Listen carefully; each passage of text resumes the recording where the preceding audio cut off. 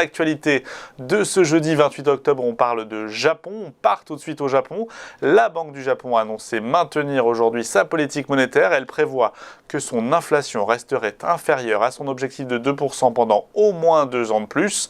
La hausse du coût des matières premières a poussé cette inflation au Japon à son plus haut niveau depuis 13 ans au mois de septembre, mais la répercussion sur les ménages est assez lente pour 2 raisons. L'atonie de la demande intérieure, ce qui a maintenu l'inflation autour de zéro. L'inflation qui fait donc figure d'exception par rapport aux autres grandes économies mondiales, dans lesquelles la pression inflationniste s'intensifie, ce qui incite, vous le savez, de plus en plus de banques centrales à envisager le retrait de leurs mesures de relance massives annoncées au moment de la pandémie. Dans ses nouvelles estimations trimestrielles, la Banque du Japon réduit ses prévisions d'inflation de 0,6 à 0% en raison de l'impact des réductions de frais de téléphone et d'un changement de l'année de l'indice de référence des prix. La Banque centrale qui a également revu à la baisse ses prévisions de croissance économique pour cette année, en cause la faiblesse de la consommation et l'impact sur la production qui perturbe l'approvisionnement causé en temps de Covid. L'économie devrait néanmoins se redresser à mesure que l'impact de la pandémie s'estompera. C'est ainsi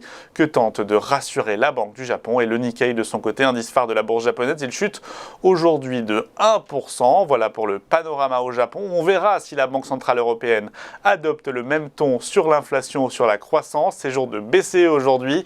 Réunion de politique monétaire aujourd'hui. Conférence de presse à suivre de Christine Lagarde. Ce sera à partir de 14h45. Au chapitre des entreprises, on parle des entreprises ce matin. L'heure est à l'optimisme, à l'image d'Airbus et de Dassault Systèmes qui annoncent relever tous deux leurs objectifs financiers pour l'ensemble de l'année 2021. Airbus d'abord qui va profiter d'un recul plus faible que prévu de son bénéfice au 3e trimestre. Airbus qui maintient également son objectif de livrer pas moins de 600 avions commerciaux avant la fin de cette année, qui récolte également les effets du programme de réduction massif de ses coûts initiés pendant la pandémie. Le plus grand constructeur aéronautique civil mondial a accusé une baisse de 19% de son bénéfice d'exploitation au 3e trimestre, 666 millions d'euros, alors que son chiffre d'affaires a diminué de 6% à 10 milliards 518 millions d'euros. Le groupe a indiqué viser pour l'ensemble de l'année un bénéfice d'exploitation de 4,5 milliards d'euros, un flux de trésorerie disponible de 2,5 milliards contre 4 milliards et 2 milliards respectivement jusqu'à présent. Et puis Dassault Systèmes de son côté, je le disais, relève lui aussi ses objectifs annuels, croissance du chiffre d'affaires porté à 10 à 11% et une croissance du bénéfice net par action de 25 à 27%, des guidance revus à la hausse dans un contexte de résultats positifs au 3e trimestre, solide à l'image d'un chiffre d'affaires qui a progressé de 12% et d'un bénéfice net par action qui a progressé lui de 40%. Voilà pour cet instantané de l'actualité économique du jour. Le cadre est planté. Il ne serait pas complet cependant sans vous avoir donné quelques mots de la clôture d'hier soir. Les bourses européennes qui ont clôturé en légère baisse ce mercredi à l'image du CAC 40 qui cédait 0,19%, 6753 points.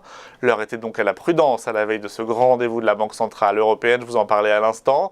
Du côté des valeurs, les investisseurs ont arbitré les nombreuses publications trimestrielles du jour à l'image de Schneider Electric, plus 2,4%, Score, plus 12,2% ou encore SEB, plus 12,4%, qui se sont donc illustrés favorablement. Et à l'inverse, ce fut l'inverse donc pour Worldline, moins 15,9% ou encore dans l'habillement, SMCP, moins 9,4%. De l'autre côté de l'Atlantique, la clôture était plus mitigée encore. Dow Jones qui a terminé en repli de 0,74%, pendant que le S&P 500 perdait lui 0,51%. On s'éloigne des records du début de semaine, en cause quelques prises de bénéfices, mais aussi une certaine inquiétude quant à un possible échec des négociations au Congrès américain sur deux plans budgétaires massifs initiés par Joe Biden. A noter que de son côté, le Nasdaq, lui, a fini à l'équilibre, 15 235 points. On va marquer, si vous le voulez bien, une première page de pub, une première pause.